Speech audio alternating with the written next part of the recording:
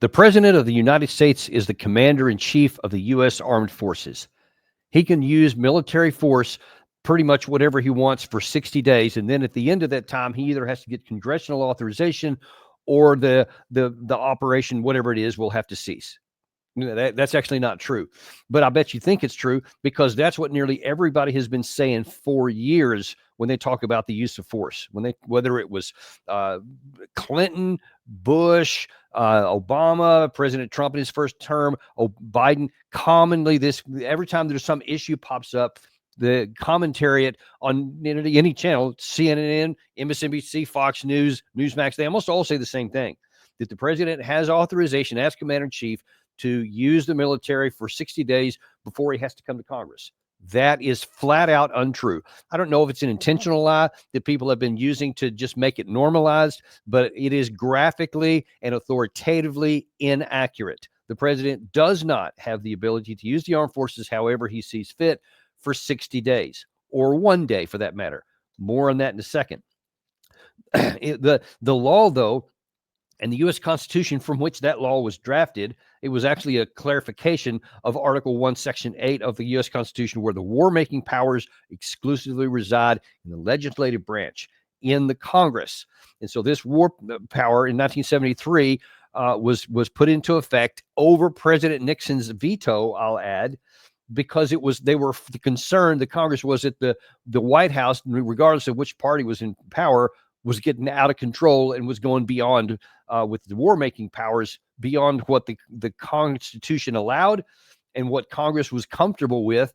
And the whole reason that we have the Constitution saying that what it does is because the founding fathers did not want a situation to where you had a king who could literally take the country to war whether it wanted to or not. They wanted to move that separate, so they took that power out of the executive branch and they placed it in the legislative branch so that you have a division of powers, and he's the commander-in-chief, but only after war has been authorized. And we'll get to what those conditions are in a minute. They're really good.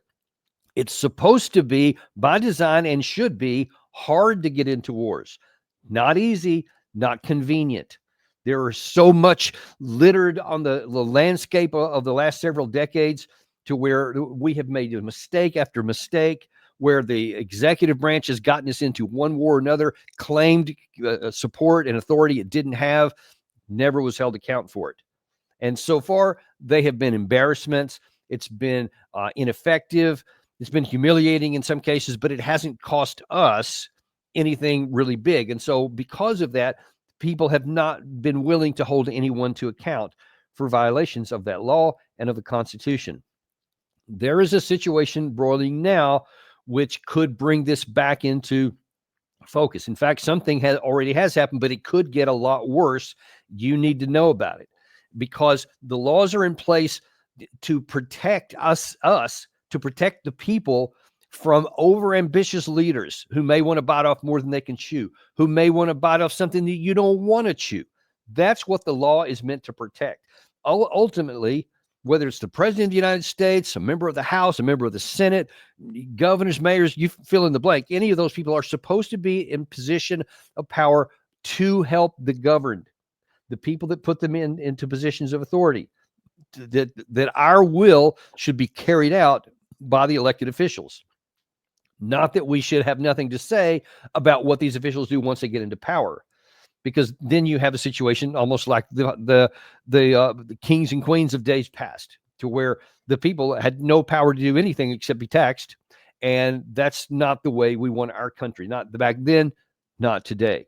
But there is something on the horizon right now which could escalate beyond all these issues I've just mentioned over the last several decades, where it was relatively low level and stayed that way. This one could get big, and it could be a real problem. Just following the rule of law by itself is a worthy goal and something that should be done for its own sake. Because every time you erode the rule of law, you make it easier for the next guy in line to come in and erode it further until one day we don't have any protections. It's a big deal. Let's take a look at this situation here now. Yesterday on Fox News, Mark Levin was interviewing Secretary of Defense Pete Hegseth on the issue of Iran. Iran is a grave threat to the United States. They're trying to build intercontinental ballistic missiles. They want to have nuclear warheads. President Trump has made clear in his first term, in his campaign, and now, as have you, as has the Secretary of State, as has the National Security Advisor, you're not getting a nuclear weapon by hook or by crook. It's best now that you have a chat with us.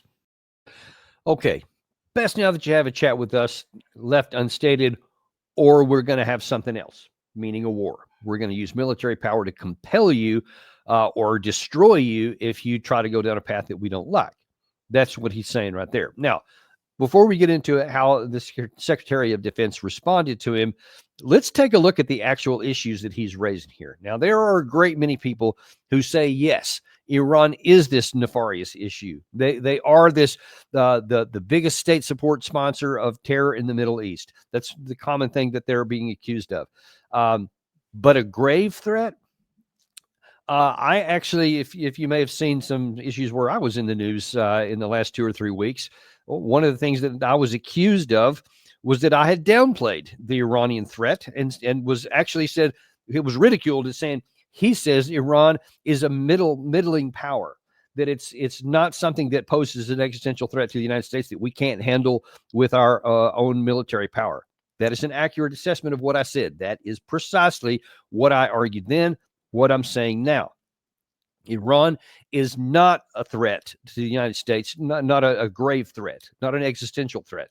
It is at most an annoyance and a nuisance. Nothing that we can't handle with our normal force posture, with our standard military arrayed around the world the way it is. If anything happens in there that genuinely does escalate beyond that, where our interest or our forces are actually put at risk or attacked, we can do that with near impunity, and there's almost nothing they can do about it. They're aware of that. That's the reason they haven't. And this is not just an opinion, folks. This is a demonstrable fact. So all these people who want to try to tell you, yes, they're this existential threat. Oh my God, we cannot let them, keep going on with impunity. We have to stop them because otherwise there's going to be a big risk to us. That's a lie. It's just a lie. It's trying to build up fear of them so that hopefully if not when, the U.S. moves to have military action against Iran, that it will seem justified in your eyes because, wow, this is a big threat. You should be skeptical about this because this is sounding suspiciously like what happened in the run-up to the Iraq War in 2003, weapons of mass destruction. They're coming after us, and if we don't stop them, they're going to gas everybody. All of these kinds of things that were said by the then Secretary of Defense, by Colin Powell, all these people that went up there, and George Bush especially, all claiming that this existential threat from Saddam Hussein, that if we don't deal with it, our children are going to have to deal with it, etc. It was always a lie. The war proved it. When we actually went in there, proved that it was a lie. We validated it on the ground, and it was self-evident before. Just imagine in that situation. We had gone in, and I was part of that battle group in 1991 in Desert Storm. We had emasculated the armored force of Iraq and had just turned them into, we exposed that they were actually just a shell of what everyone thought they were. The fifth biggest army in the world was the statement at the time. And we crushed large portions of it. And then now it was it could barely patrol its own borders and control its own people. Then we had 10 full years of sanctions on top of them. I guess it was about 12 altogether. And so, of course, when you go in with all these powerful armored divisions that we had, and I think there was a number of other coalition of the willing people that were involved. Of course, it felt like a house of cards because they weren't a threat. And then, of course, we didn't find the weapons of mass destruction because they didn't exist. That was the situation back then. And now then here we are where we're being told again that they're posing this great existential threat. And, of course, in this case, they're saying that because they can't be allowed to have a nuclear bomb, we have to be ready to go in and blow them up. But they don't have a nuclear weapon. They don't have a nuclear weapons program. This has been going on for decades. All the way back to, I think 2003, if I'm not mistaken. Don't hold me to that, but I think it was around 2003. The U.S. intelligence said they were toying with the nuclear weapons program, but then based on internal decisions, shelved it. And since that time, the Mossad and the CIA have continually said they see no evidence that Iran has started a nuclear weapons program. They are expanding their capacity. They have expanded their ability to refine products to get to shorten the period of time for a breakout, and they could probably have an operational bomb within months should they decide to do that. But they haven't done it yet.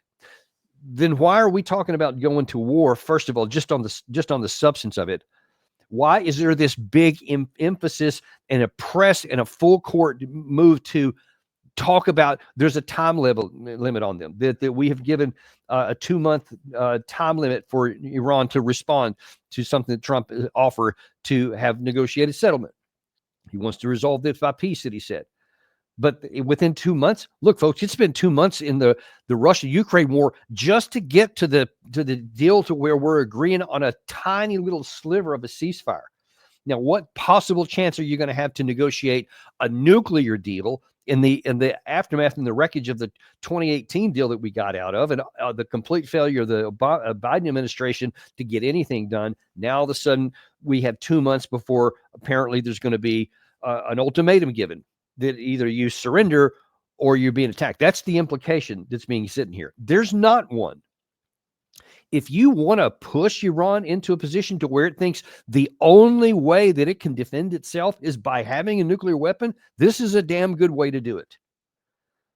All of the things that have happened since 1978 to this day, or especially since 2003, apparently they were considering it for a while, but from 2003 to this day, they have not made a decision and taken action to have a nuclear weapons program. But we keep pressing them over and over. The Israelis keep pressing them over and over. And now then we've seen, to further prove my thesis that they are not a decisive and an existential threat to the United States. They're a weaker power now than they have ever been. They had this whole red crescent that you may have heard a lot about, and this axis of resistance, which was Syria, Hezbollah, Iran, the Houthis, and Hezbollah, and Hamas. All of those have been shredded or destroyed or badly, badly damaged. And yet, you see, consider this. This is maybe even better than showing how all of their allies and their proxies have just been shredded. Further giving example, physical proof of their incapacity militarily to threaten anyone offensively. They can't even defend their proxies. And you think that the United States of America is supposed to be afraid of these guys? I mean, come on. That's embarrassing and humiliating to even suggest. It's insulting. But yet people say it with a straight face every day. But just imagine, let's take the United States and Israel. Let's go with those two. If either one of those countries had some other power, whether it's a terrorist group or another country, it doesn't make any difference. If some other power had attacked and destroyed one of our embassies to assassinate one of our persons anywhere in the world, or an Israeli leader was assassinated and their embassy compound was blown up by a missile anywhere in the world, our heads would be on explode. Our hair would be on fire. We'd be looking to bomb somebody within 72 hours. Somebody would be paying right away. That's what we would do. Tell me I'm not true. Tell me that's not right. If any of our people that was done to, an embassy was blown up and our people assassinated, would we not be ready to go to war with somebody the next day or within 2 or 3 days? You know we would. And yet that did happen to Iran. But because they wanted to do something, but because they're powerless to do anything that would not further harm their own interest, they took almost no action. Very minor responses that they made to it. Then another symptom. Now let's say that President Trump's inauguration the other day, or last month, on the 20th of January. Let's say that one of his invited guests was later that day assassinated by a bomb in Washington, D.C. Or when the Benjamin Netanyahu, when he was sworn into power in this current situation here, he had invited some guests. One of them was assassinated in Tel Aviv on the day of his inauguration by another power and killed and blown up in a building there. We would again be ready to go to war. That did happen to Iran. And again, they took minor action. And even in the responses that they made, in a couple of times, one with a limited missile strike against Israel, where they signaled their intent ahead of the time. They fired it in ways that almost nobody was hit. They fired a lot of them on empty pieces of desert. They did the same thing the second time. Then they used 300 the next time, but all of them were fired in such a way that it made it easy for us to shoot them down, along with Israel. They had some ballistic missiles, which did hit a few points there, but I think either one person or nobody was killed in these because they were very careful. They did not want to escalate the situation. We would never have done that. We would have been out for blood. We would have been trying to make sure that there was a big response to that if anyone dared do those things to us. When Trump in I think January 2020 assassinated an Iranian general, Soleimani. Of course, if that happens just to say the chairman of the Joint Chiefs of Staff gets assassinated, we're ready to go to war with somebody. We're not going to be passive about it. Their response was to shoot a bunch of missiles at a U.S. base in Iraq, but in such a way that didn't cause anybody to be killed in action. There were some guys who had traumatic brain injuries, but nobody was killed in that, and that was it. They stopped. Now, if a country had power like we do, somebody's going to pay through the nose. We're not going to go tit for tat. We're going to go something even bigger than it is. Iran did less. They had a general assassinated. They had an embassy blown up, and they had someone assassinated in their capital city. And their responses were almost no or very limited loss of life on the other side, and then that's it. So that proves to you, and the way they've responded to all these things, and the way that all their proxies have been shred, they do not pose an existential threat to the United States. Point blank, they don't. So now that we've gotten that off the table here, now let's take a look at what we're thinking about doing. Here, after Mark Levin asked that question, is how Secretary of Defense Hegseth reacted. We are at a moment under this administration where President Trump is giving them an offer. He is saying, now is your chance to come to the table and completely give up and dismantle your program. Let's talk. I'd prefer to talk rather than do anything else. At the same time, he is ensuring that at the Defense Department and across our military, we maintain all capabilities necessary to work with our partners to, if we have to, and we don't want to, but if we have to, prevent Iran from gaining nuclear capabilities. So he's clear. The position is clear. Iran understands their options. There's never been a more serious leader atop the United States of America. There's a very serious leader atop the state of Israel. There's a clear message that Iran cannot get a nuclear bomb, and we are prepared to enforce it. Okay, there is no evidence Iran's going to get a nuclear weapon. Again, if you want to push them in a direction where they think that, let them think that either they have to completely surrender, because what they're asking for, what we've asked Iran to do in this letter that President Trump sent, according to what's been reported, is that they have to completely give up their program, and they have to give up their long-range missile program. So they have to dismantle their long-range missiles, and they have to completely dismantle the capacity to even have a nuclear power program. All those things have to be done. Centrifuges, everything. They have to completely surrender all those things willingly in exchange for not getting blown up. Now, who's going to do that? Because now then, the minute that they do that, if that sounds a little bit familiar to you, it should. Because in Libya, the Bush administration got the Libyan government to agree to dismantle its nuclear weapons program, which it did over a period of years. It was celebrated, yay, until a couple of years later, when Obama said, you got no weapons program, we don't like you, so we're going to support a joint allied air campaign to drive you from power, ended up helping some rebels overthrow him, and then he was murdered in the streets. Now, where is the incentive for Iran to follow that example? Just think about this. Here's what we're presenting. Iran can completely surrender and give away its only possibility towards someday getting a nuclear weapon, someday having that prospect, and having the long-range ability to not just have a potential nuclear weapon to fire, but their conventional weapon systems and their defensive capabilities so that they can strike enemies from a long distance. You're asking them to willingly give all that up. They get nothing in return except for a promise with no validity that they won't get attacked later. I mean, that's insane. That is absurd to suggest that Iran's going to do that. Why would they do that? You're literally saying, take your only means of self-defense, give it to me, and trust me. Well, we haven't earned a lot of trust with Iran specifically, going back to the 2018 when we got rid of the JCPOA nuclear deal. So there's no trust between them. So that then is putting us on a course to where either Iran will demilitarize itself for nothing in return, or they're just going to not do that and stick where they were, Or they're going to say, well, damn, the only thing we can do now is to go ahead and try to get this breakout and to try to get a nuclear weapon so that we can forestall an attack here. Don't put somebody in the position to where the only way they can secure their own national defense is to get a nuclear weapon. Just on the substance of this, it makes no sense what we're going down the path to, because it almost makes war inevitable. Like there's almost no option besides war. And let me just tell you, I'm not going to spend a lot of time in it on this episode, but if you thought the Iraq war was bad, that is nothing compared to this one here. You're not going to go out and decapitate the Iranian regime and think that the war is going to be over, or think that they're all of a sudden all these pro-Western people in Iran are going to rise up. Yay, they killed Khomeini. And then we're going to be thankful to the West. No, they're not going to do that. We thought that was going to happen in Iraq in 2003. How'd that turn out? How did the Libya situation turn out? It's still chaos and a semi-civil war to this day with competing national governments. It's always works out bad here. And that's actually the least bad of it.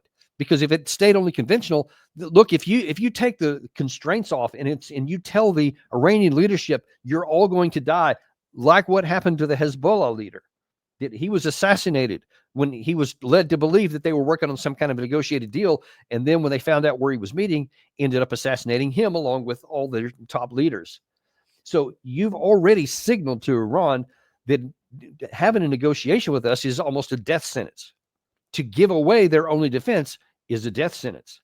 So you see where we're putting them in a position to where the only thing they can do is to either have a nuclear weapon or to be prepared to use their conventional forces. And if you've attacked them, and in a big way, not in the small ways that Israel has done up to this point, but in a big way, then you remove any constraints they have, and now then their very substantial military force and their missile force can be targets all over the Middle East, to include our troops.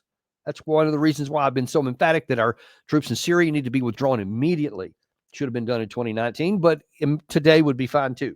We need to get them out of there because they are nothing but a pointless point of strategic vulnerability for our country that could get us drawn into war, or just our troops pointlessly killed, because that's the only thing they can reach with impunity. And our troops that are there, their air defenses are probably not satisfactory to defend against a concerted missile attack by the Iranians, because they do have some really good stuff in there as well. Let's don't find out. Let's get our troops out, but let's don't be in a position to have a panicked and desperate Iranian regime feel like they have to use their missiles now, or they'll lose the opportunity to do so. No one's helped by that. Now, that's on the substance of this. That's on the foreign policy assessment and why this doesn't even make any sense. They are not a core threat to the United States, and it doesn't make any sense for us to attack them, because then you can get into a war. And how does it end? That's the other thing that no one's talking about. What's the end state here? You go in and compel them to get rid of their nuclear power plants, and you go to war with them, and they still don't comply. What are you going to do? If they don't surrender, what are you going to do? Now you're in an open-ended war. Everything is bad for America going down this path. But there's another problem with all this, and that is the legality of it. The 1973 War Powers Act, as I said at the opening of this show, does not give the president unilateral action to use the military force however he sees fit for 60 days. Instead, Gary, if you can bring that diagram, this is an actual image of the law itself. This is the 1973 War Powers Resolution. And in it says the constitutional powers of the president as commander-in-chief to introduce United States armed forces into hostilities or into situations where imminent involvement of hostilities is clearly indicated by the circumstances are exercised only pursuant to 1, a congressional declaration of war; 2, specific statutory authorization, i.e. something like the AUMF that we gave to Bush ahead of the 2003 war, where it specifically authorized him to go into Iraq; or 3, a national emergency created by an attack upon the United States, its territories or possessions, or its armed forces. So none of those things have happened. Iran has not attacked us. Iran has not threatened to attack us, and it certainly hasn't attacked our armed forces so far. So we can't say, there's nothing in there that says, or unless you don't want them to have a nuclear weapon, in which case, sure, go ahead and use it. It doesn't say that. So if the administration thinks that that is a national emergency, that it is something that is an existential threat to us. Should Iran get that, should Iran get a nuclear weapon, then it has to follow the rule of law. It has to follow the U.S. Constitution. I don't care if you love Donald Trump with all your heart, soul, and mind. He still has to follow the same laws that you do. You have to follow the laws in this country, whether you want to or not. And if you don't, then you're held accountable. You'll be arrested. You'll go to jail. You'll be tried for a crime, etc. That's how the rule of law works. You must have adherence to the rule of law, or you're going to have chaos, or you're going to have a situation to where you have an individual who can suck the U.S. into a war against anyone else's wishes. If the current administration thinks that that's something that is important enough, then they have an obligation under law to take it to the Congress and either get a congressional declaration of war against Iran or get specific statutory authorization. Now, of course, I would lobby hard against that. They shouldn't do it. But if they want to, that's the way you do it legally. What you can't do, according to our law, is just say, I'm going to do it. I think that they're bad. And so I'm going to make the case on television shows like this, and I'll give a speech, and I'll send out some Truth Social things and try to compel people to believe so that I get enough of them to believe it and enough of them to support me. That's not how it works. That's not the rule of law. Just getting someone to poll numbers to support you is not the standard. I don't care if you have 90% of the people believe in you. If you don't have congressional authorization or a congressional declaration of war, the president of the United States cannot unilaterally use armed force against another country like we just did in Yemen. We've already done it. Every president, it's become normalized. No one even thinks. I didn't even the Democrats didn't even complain about it. It's just like, oh yeah, it's another use of armed force. But you see, every time you do that, you weaken the bounds of law and you make it easier and easier and easier to use force. Now, so far, it hasn't had any catastrophic loss on us. In fact, this Yemen thing hasn't cost us anything except a lot of interceptor missiles. And I'll talk about that another day, that even this situation in Yemen is not wise from a policy perspective and a military perspective, but it's also a violation of the law. But it's so normalized now, no one even thinks about it. The reason why I bring those up is because this one, if this one turns into a war, it ain't going to be like the Yemeni situation. This is going to be something that could cost us dearly. It could cause the Iranians could use their big strategic card, shut down the Strait of Hormuz, and send the price of oil through the roof because it's a global commodity. You can't just once they close that thing off with mines, it is very, very difficult to get that back open again. It could be a long time, which in our weakened economy already, if all of a sudden the price of fuel goes through the roof, and we could try to get Saudi Arabia to increase their production, we could release some of the strategic petroleum reserves, et cetera. That will minimize some of it, but it's not going to stop the amount of uncertainty and the price of the global commodity of oil that would cause worldwide. So there would be some real hit to potentially our economics as well. But every time you do that and the rule of law gets further weakened, then you get a situation like this to where we could be in a war with Iran that could be way worse than the 2005 war. Because now then, what if they sink one of our warships? What if they use some of their speedboats, maybe torpedoes, any ship missiles, cruise missiles, and something gets through? We have state-of-the-art defenses, but they're not impervious. Nothing is perfect. What if they sink one of our warships? Now then we're in a huge issue. Trump can't back down then. Now then all we can do is escalate. And what if these missiles don't work and taking out the leadership? What if they continue to resist? What if they have bunkers and command bunkers that even our bunker busters can't knock out? Or what if we take out some of these people and yet they continue to resist? And then now even some of the Iranian people who are otherwise pro-Western now are saying you're trying to destroy our country, so we're going to have to go against you as well. And then now they just keep fighting. Where does it stop? What's the end state? What is your war resolution strategy? What is the benefit to the United States to go in to do this if they go in and they just say, all right, well, then we're fighting a war with you, and then they start hurting us in ways? That some of these ballistic missiles that they have, that they all of a sudden start hitting our troops in the Middle East or some of our allies elsewhere. I mean, what if they're faced with the use it or lose it situation and they just start firing them all over the place? We don't have enough defenses for all that stuff. Where does it end? An invasion? Because if you don't invade, if you don't go in on the ground, How is the war ever going to end? You just want another open-ended war? This could be so bad. There are too many people under the illusion that if you just throw enough bombs at somebody, it'll beat them. Look, Russia is often mocked as saying, "Oh, you thought you were going to win and take Kiev in 3 days, and it didn't happen." Okay, they didn't actually say that they were going to take it in 3 days. Actually, that was our chairman of Joint Chiefs of Staff that said he was afraid they could do it in 3 days. They never said that. They grossly miscalculated on what would happen if the Ukraine army fought. But whatever the situation is, it didn't happen in 3 days. It now turned into this big long thing that's now in its 4th year. Do we want to risk something like that because of a strategic miscalculation? Now we're in a war we can't get out of, because once a war opens up, it takes on a life of its own very often. This is one of those times that not following the law could cost us dearly. And listen, this warning was given. This very situation here is something that one of our previous presidents warned about. Now, I'm going to put something up on the screen here. And if you just kind of close your eyes and don't look at what's on the screen, what I'm reading from, you may think that this sounds like something somebody's saying today, because it is directly relevant and was foreseen by George Washington in his farewell address. This is what he wrote in part here. He said, "The nation which indulges towards another an habitual hatred or an habitual fondness is in some degree a slave. It is a slave to its animosity or to its affection, either of which is sufficient to lead it astray from its duty and its own interest. Antipathy in one nation against another disposes each to more readily to offer insult and injury, to lay hold of slight causes or umbrage, and to be haughty and intractable when accidental or trifling occasions of dispute occur. Hence, frequent collisions, obstinate, envenomed, and bloody contests.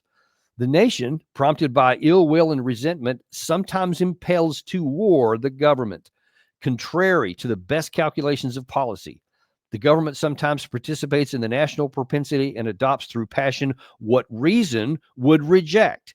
At other times, it makes the animosity of the nation subservient to the projects of hostility instigated by pride, ambition, and other sinister and pernicious motives. The peace often, sometimes perhaps the liberty of nations, has been the victim." That is exactly what we're talking about here. We have this antipathy towards Iran, and we only see them through the lens of being an evil villain, and that we have to go get them. And that leads to even slight umbrages or some issues that they definitely have supported some terrorism in the region. A lot of these things have some element of truth, but that doesn't rise to the level to where by law we can go and destroy them and start a war with them. And so that leads you then, by having this unquenchable hatred for them, to say we're looking for any excuse we can to go to war with them against sound policy in ways that a rational analysis would say is not necessary. I'm providing you with that rational analysis here. We do not need to go to war with Iran to maintain our national security and our regional security. They pose no threat to us when they have been profoundly provoked. They have responded tepidly because they don't want to spawn an even bigger counteraction. That's what weak powers do. Ergo, we are not threatened by Iran to such a degree that we have to go to war with them. That's why we need to follow the law, so that when our emotions get involved and we violate what George Washington said, and we make someone our permanent enemy, and we look only through the lens of hatred, that leads us to take actions against our own interests. We had better sober up and figure out that there are better ways to get this done, that there are other ways that through genuine negotiations that we can say, all right, let's offer you a better way. Because the fact that from 2003 to today, Iran has not pursued a nuclear weapons program is proof by itself that they don't want one. Because if they wanted one, they could have done it at any time. Even the JCPOA that is regularly panned as being ineffective to this day still has some elements that are in effect. And that's why there are International Atomic Energy Agency people on the site that can monitor some of this stuff. So they can't even do some of this stuff in the dark, because even though they have some areas that are off, that are not monitored, a whole bunch are, and they have monitoring equipment that can pick stuff up even where they aren't. All that is because of the deal we had. Now, you want to get rid of that too, then the the net is that we could offer them the possibility of actually pursuing that. And we don't want to, because a good negotiations can find some kind of a win-win. That's if we want to live in peace with Iran. And unfortunately, there are those who don't want to live in peace with Iran. There are those in the region. There are certainly those in the United States that don't want a peaceful resolution. They have been itching for war for decades, and they are just anxious right now to finally get this one, quote, over the finish line. Problem that they're going to have is that however enthusiastic they are, however eager they are at their perceived benefits to this country, if they get their way, we're going to find out just how bad it is for us and how costly it's going to be. And I can't predict the how bad it could end up being, because once war gets unleashed like that, there's so many different options that Iran may have in response. If they're pressed up against a wall like a terrified animal, they could lash out in ways that I can't even imagine right now, but I can imagine them being bad. Let's don't find out. Let's follow the rule of law. Let's follow sound advice, sane policies, and do things that make sense for our country, that's going to keep us safe, that's going to keep our interests safe, and it's going to give us perpetual ability to prosper as a nation. That is all still on the table and possible, as long as we follow the law and sound advice here. That's where we should go. In the event that conditions change, and if we ever are attacked, then the law permits a response.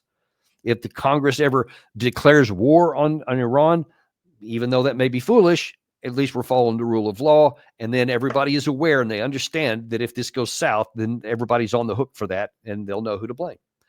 But let's don't do it where we just stumble our way into a war and find out how much better it would have been to follow the rule of law and sane analysis. Thank you very much for being with us this afternoon. I appreciate it. And we'll look forward to seeing you tomorrow on the Daniel Davis Deep Dive.